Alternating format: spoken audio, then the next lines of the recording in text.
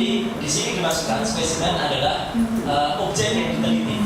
Jadi artinya objek yang diteliti ini kalau disimpan di P7 dan P8 ini adalah sebuah unggahan digital atau sebuah upload yang berada di kanal dulu namanya Twitter, sekarang disebut sebagai X karena sudah diakuisisi bernama X ya.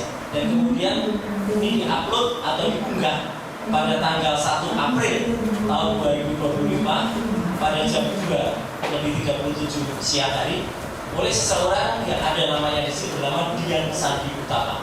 Nama akunnya @Dian_Sandi kemudian U. Dan dia menuliskan di sini, saya baca, tidak ada yang saya tambahin, tidak ada yang saya ulangi. Buat yang ributin fotokopi ijazah Pak Ket Jokowi yang saya upload pada UTAS, biar kalian tenang negaranya, ini saya upload yang asli. Izin majelis, sebelum ini saya sudah meneliti apa yang diposting atau apa yang diunggah oleh biasa. Dia menulis UTAS. UTAS itu artinya penjelasan. Jadi dia menceritakan tentang fotokopi ijazah. Fotokopi sebuah ijazah yang diramaikan oleh masyarakat. Dan kemudian waktu itu dia cerita panjang lebar, dia mendapatkan dari sumber yang penting. Dia sebutkan dia janji dia pada UTAS itu. Kemudian dia upload ini gambarnya.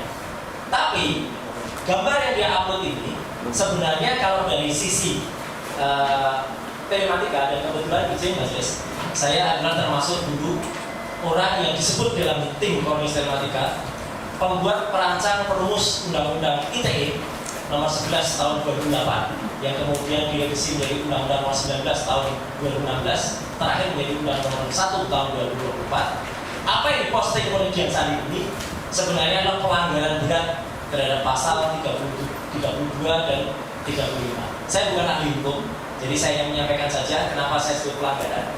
Karena apa yang dia lakukan itu adalah sudah membuat dapat diaksesnya.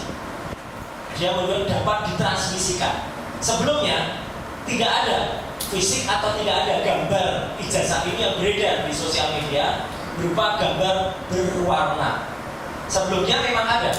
3 tahun sebelumnya, saya tidak tahu majelis apakah ini dipakai sebagai bukti atau tidak. Ada seorang dekan di Fakultas Kehutanan yang hanya menunjukkan fotokopi hitam putih. Tapi itu adalah hitam putih. Hitam putih dari sisi digital forensik dan dari sisi telematika tidak bisa diteliti atau sulit diteliti karena tidak mengandung unsur warna.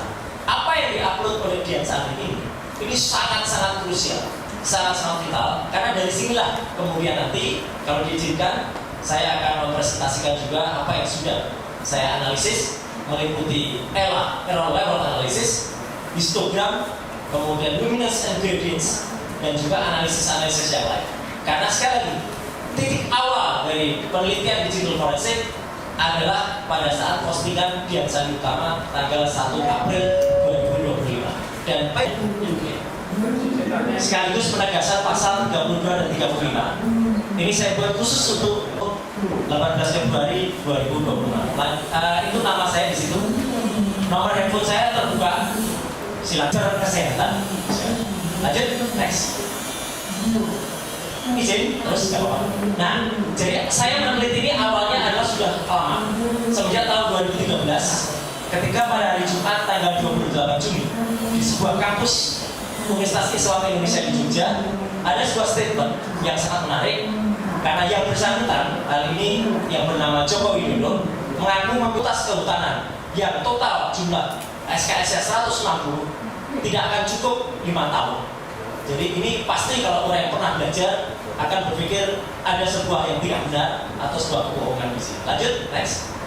Dan ini akan diteruskan oleh saya sedikit, ini saya bukan ahli ya, tapi saya menyampaikan saja ketika pasal 32 dan 35 yang ikut saya susun dalam Undang-Undang Informasi dan Transaksi Elektronik itu berbunyi 32, 35 adalah seperti tersebut di atas. Ini menunjukkan kalau orang yang mengunggah setelah elektronik pertama kali membuat dapat diaksesnya itu anda bisa dikenakan pasal 32 dan pasal 35 kalau dia mengatakan itu asli atau seolah-olah asli. Postingan seharusnya. Lanjut, next. Nah, penampakan pertama ini yang tadi sudah saya sebut, majelis. Dr. Sigit Sunarta, kader PSI di X pada 1 April inilah yang sebenarnya harusnya masuk seharusnya pemilik ijazah marah karena ijazah dia bagus, lurus, dibuat miring. Saya tidak perlu meneruskan semiring apanya, tapi artinya ketika ijazahnya miring, ya, ini seharusnya masuk dalam pasal 32 dan 35 Undang-Undang ITE. Lanjut. Penampakan berikutnya adalah kemudian ketika ada salah seorang pendukung dari yang bersangkutan berusaha meluruskan ijazah. Ini kan miring. Pinggiran miring itu ditarik, diluruskan, sehingga logo di tengahnya menjadi, maaf, kalau orang dioperasi bibirnya perot, logonya jadi perot ini. Majelis. Itu kan dengan gambar di sampingnya saya tampilkan logo yang benar, ya, itu menjadi miring logo UGM. Dan ini membuat salah lagi. Jadi artinya logo UGM yang sudah bagus diciptakan oleh SDK Tamsi. Izin, silakan, Majelis. Ini supaya jelas. Tidak ada, ini watermark, Majelis. Jelas betul, kecil-kecil. Watermark, jelas betul. Tidak ada watermark, tidak ada emboss sama sekali. Padahal itu kopi yang sama-sama kopi. Ini kopi dari mana? Tapi yang jelas ini lintasan stempel ada jelas.